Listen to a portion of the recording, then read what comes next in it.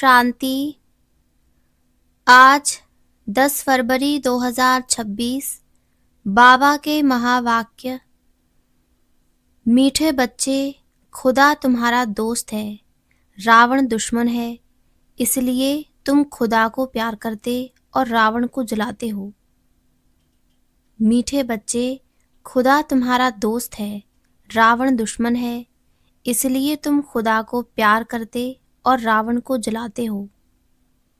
प्रश्न: किन बच्चों को अनेकों की आशीर्वाद स्वतः मिलती जाती है? उत्तर: जो बच्चे याद में रह स्वयं भी पवित्र बनते और दूसरों को भी आप समान बनाते हैं, उन्हें अनेकों की आशीर्वाद मिल जाती है। वे बहुत ऊंच पद पाते हैं। बाप तुम बच्चों को श्रेष्ठ बनने की एक ही श्रीमत देते हैं। बच्चे, किसी भी देहधारी को याद न कर मुझे याद करो। गीत: आखिर वह दिन आया आज। ओम शांति। ओम शांति का अर्थ तो रूहानी बाप ने रूहानी बच्चों को समझाया है। ओम माना मैं आत्मा हूँ और यह मेरा शरीर है। आत्मा तो देखने में नहीं आती है। आत्मा में ही अच्छे व बुरे संस्कार रहते हैं। आत्मा में ही मन बुद्धि है, शरीर में बुद्धि नहीं है। मुख्य है आत्मा, शरीर तो मेरा है। आत्मा को कोई देख नहीं सकते, शरीर को आत्मा देखती है। आत्मा को शरीर नहीं देख सकता। आत्मा निकल जाती है तो शरीर जड़ बन जाता है। आत्मा देखी नहीं जा सकती, शरीर देखा जाता है। वैसे ही आत्मा का जो बाप है, जिसको ओ गॉड फादर कहते हैं, वह भी देखने में नहीं आते हैं। उनको समझा जाता है, जाना जाता है। हम आत्माएं सब ब्रदर्स हैं। शरीर में आते हैं तो कहेंगे ये भाई भाई हैं, ये बहन भाई हैं। आत्माएं तो सब भाई भाई ही हैं। आत्माओं का बाप है परमपिता परमात्मा। जिस्मानी भाई बहन एक दो को देख सकते हैं। आत्माओं का बाप एक है, उनको देख नहीं सकते। तो अब बाप आए हैं पुरानी दुनिया को नया बनाने। नई दुनिया सतयुग थी, अब पुरानी दुनिया कलयुग है। इनको अब बदलना है। पुरानी दुनिया तो खत्म होनी चाहिए ना। पुराना घर खत्म हो, नया घर बनता है ना। वैसे ये पुरानी दुनिया भी खलास होनी है। सतयुग के बाद फिर त्रेता, द्वापर, कलयुग, फिर सतयुग आना जरूर है। वर्ल्ड की हिस्ट्री ज्योग्राफी रिपीट होनी है। सतयुग में होता है देवी देवताओं का राज्य, सूर्यवंशी और चंद्रवंशी। उनको कहा जाता है लक्ष्मी नारायण की डिनाइस्टी, राम सीता की डिनाइस्टी। ये तो सहज है ना। फिर द्वापर कलयुग में और धर्म आते हैं। फिर देवताएं जो पवित्र थे वह अपवित्र बन जाते। इनको कहा जाता है रावण राज्य। रावण को वर्ष वर्ष जलाते आते हैं, परंतु जलता ही नहीं, फिर जलाते रहते हैं। यह है सबका बड़ा दुश्मन, इसलिए उनको जलाने की रस्म पड़ गई है। भारत का नंबर 1 दुश्मन कौन है? और फिर नंबर 1 दोस्त? सदा सुख देने वाला है खुदा। खुदा को दोस्त कहते हैं ना। इस पर एक कहानी भी है। तो खुदा है दोस्त, रावण है दुश्मन। खुदा जो दोस्त है उनको कभी जलाएंगे नहीं। वह है दुश्मन, इसलिए 10 शीश वाला रावण बनाए उनको वर्ष वर्ष जलाते हैं। गांधी जी भी कहते थे हमको राम राज्य चाहिए। राम राज्य में सुख है, रावण राज्य में दुख है। अब यह कौन बैठ समझाते हैं? पतित पावन बाप शिव बाबा, ब्रह्मा है दादा। बाबा हमेशा सही भी करते हैं, बाप दादा। प्रजापिता ब्रह्मा भी तो सबका हो गया, जिसको एडम भी कहा जाता है। उनको ग्रेट ग्रेट ग्रैंडफादर कहा जाता है। मनुष्य सृष्टि में प्रजापिता हुआ। प्रजापिता ब्रह्मा द्वारा ब्राह्मण रचे जाते हैं। फिर ब्राह्मण सो देवता बनते हैं। देवताएं फिर क्षत्रिय, वैश्य शूद्र बन जाते हैं। इनको कहा जाता है प्रजापिता ब्रह्मा। मनुष्य सृष्टि का बड़ा प्रजापिता ब्रह्मा के कितने ढेर बच्चे हैं। बाबा बाबा कहते रहते हैं। यह है साकार बाबा। शिव बाबा है निराकार बाबा। गाया भी जाता है प्रजापिता ब्रह्मा द्वारा नई मनुष्य सृष्टि रचते हैं। अब तुम्हारी ये पुरानी खाल है। यह है ही पतित दुनिया, रावण राज्य। अब रावण की आसुरी दुनिया खत्म हो जाएगी। उसके लिए ही ये महाभारत लड़ाई है। फिर सतयुग में इस रावण दुश्मन को कोई जलाएंगे ही नहीं। रावण होगा ही नहीं। रावण ने ही दुख की दुनिया बनाई है। ऐसे नहीं जिनके पास पैसे बहुत हैं, बड़े बड़े महल हैं, वह स्वर्ग में हैं। बाप समझाते हैं भल किसके पास करोड़ हैं, परंतु ये तो सब मिट्टी में मिल जाने वाले हैं। नई दुनिया में फिर नई खानियां निकलती हैं, जिससे नई दुनिया के महल आदि सारे बनाए जाते हैं। ये पुरानी दुनिया अब खत्म होनी है। मनुष्य भक्ति करते ही हैं सदगति के लिए। हमको पावन बनाओ, हम विशस बन गए हैं। विशस को पतित कहा जाता है। सतयुग में है ही वाइसलेस, संपूर्ण निर्विकारी हैं। वहाँ बच्चे योगबल से पैदा होते हैं। विकार वहाँ होता ही नहीं। न देह अभिमान, न काम क्रोध, 5 विकार होते नहीं। इसलिए वहाँ कभी रावण को जलाते ही नहीं। यहाँ तो रावण राज्य है। अब बाप कहते हैं तुम पवित्र बनो। यह पतित दुनिया खत्म होनी है। जो श्रीमत पर पवित्र रहते हैं वही बाप की मत पर चल विश्व की बादशाही का वर्षा पाते हैं। इन लक्ष्मी नारायण का राज्य था ना, अभी तो रावण राज्य है जो खत्म होना है। सतयुगी राम राज्य स्थापन होना है। सतयुग में बहुत थोड़े मनुष्य रहते हैं। कैपिटल दिल्ली ही रहती है, जहाँ लक्ष्मी नारायण का राज्य होता है। दिल्ली सतयुग में परिस्तान थी। दिल्ली ही गद्दी थी। रावण राज्य में भी दिल्ली कैपिटल है। राम राज्य में भी दिल्ली कैपिटल रहती है। परंतु राम राज्य में तो हीरो जवाहरातों के महल थे, अथाह सुख था। अभी बाप कहते हैं तुमने विश्व का राज गंवाया है, मैं फिर तुमको देता हूँ। तुम मेरी मत पर चलो। श्रेष्ठ बनना है तो सिर्फ मुझे याद करो और किसी देहधारी को याद न करो। अपने को आत्मा समझ मुझ बाप को याद करो तो तमो प्रधान से सतो प्रधान बन जाएंगे। तुम मेरे पास चले आएंगे, मेरे गले की माला बनकर फिर विष्णु की माला बन जाएंगे। माला में ऊपर में मैं हूँ, फिर 2 हैं ब्रह्मा सरस्वती। वही सतयुग के महाराजा महारानी बनते हैं। उन्हों की फिर सारी माला है जो नंबरवार गद्दी पर बैठते हैं। मैं इस भारत को इन ब्रह्मा सरस्वती और ब्राह्मणों द्वारा स्वर्ग बनाता हूँ। जो मेहनत करते हैं उन्हों के ही फिर यादगार बनते हैं। वह है रुद्र माला और वह विष्णु की माला। रुद्र माला है आत्माओं की और विश्व की माला है मनुष्यों की। आत्माओं के रहने का स्थान वह निराकारी परम धाम है, जिसको ब्रह्मांड भी कहते हैं।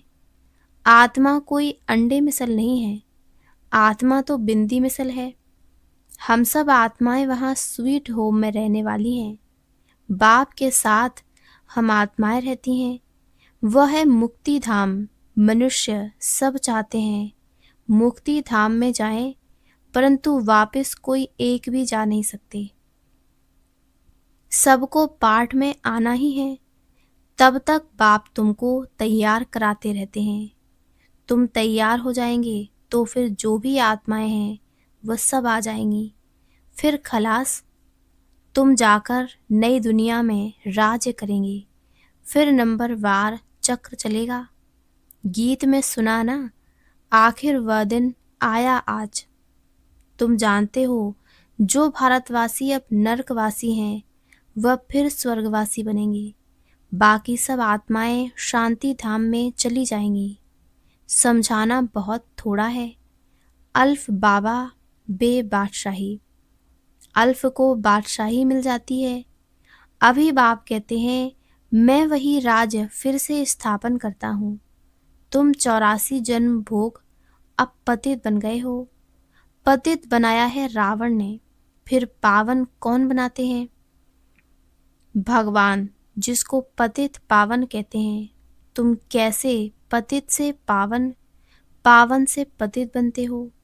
वह सारी हिस्ट्री ज्योग्राफी रिपीट होगी। यह विनाश है ही इसके लिए। कहते हैं ब्रह्मा की आयु शास्त्रों में 100 वर्ष है।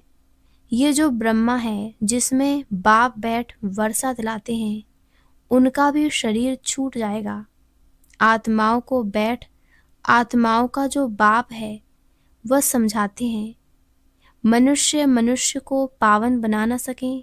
देवताएं कभी विकार से नहीं पैदा होते हैं। पुनर्जन्म तो सब लेते आते हैं ना। बाप कितना अच्छी तरह से समझाते हैं कि कहाँ तकदीर जग जाए। बाप आते ही हैं मनुष्य मात्र की तकदीर जगाने। सब पतित दुखी है ना, त्राही त्राही कर विनाश हो जाएंगे। इसलिए बाप कहते हैं त्राही त्राही करने के पहले मुझ बेहद के बाप से वर्षा ले लो। ये जो कुछ दुनिया में देखते हो ये सब खत्म हो जाना है। Fall of Bharat, rise of Bharat, इसका ही खेल है। राइज ऑफ वर्ल्ड, स्वर्ग में कौन कौन राज्य करते हैं ये बाप ही बैठ समझाते हैं। राइज ऑफ भारत, देवताओं का राइज, देवताओं का राज्य। फॉल ऑफ भारत, रावण राज्य। अभी नई दुनिया बन रही है। बाप से पढ़ रहे हो नई दुनिया का वर्षा लेने। कितना सहज है। यह है मनुष्य से देवता बनने की पढ़ाई। यह भी अच्छी रीति समझना है। कौन कौन से धर्म कब आते हैं? द्वापर के बाद ही और धर्म आते हैं। पहले सुख भोगते हैं फिर दुख। ये सारा चक्र बुद्धि में बिठाना होता है, जिससे तुम चक्रवर्ती महाराजा महारानी बनते हो। सिर्फ अल्फ और बे को समझना है। अब विनाश तो होना ही है। हंगामा इतना हो जाएगा जो विलायत से फिर आ भी नहीं सकेंगे। इसलिए बाप समझाते हैं भारत भूमि सबसे उत्तम है। जबरदस्त लड़ाई लगेगी फिर वहाँ के वहाँ ही रह जाएंगे। 50-60 लाख भी देंगे तो भी मुश्किल आ सकेंगे। भारत भूमि सबसे उत्तम है, जहाँ बाप आकर अवतार लेते हैं। शिव जयंती भी यहाँ मनाई जाती है। सिर्फ श्री कृष्ण का नाम डालने से सारी महिमा ही खत्म हो गई है। सर्व मनुष्य मात्र का लिबरेटर यहाँ ही आकर अवतार लेते हैं। शिव जयंती भी यहाँ मनाते हैं। गॉड फादर ही हैं जो आकर लिबरेट करते हैं। तो ऐसे बाप को ही नमन करना चाहिए, उनकी ही जयंती मनाना चाहिए। वह बाप यहाँ भारत में आकर सबको पावन बनाते हैं। तो ये सबसे बड़ा तीर्थ ठहरा।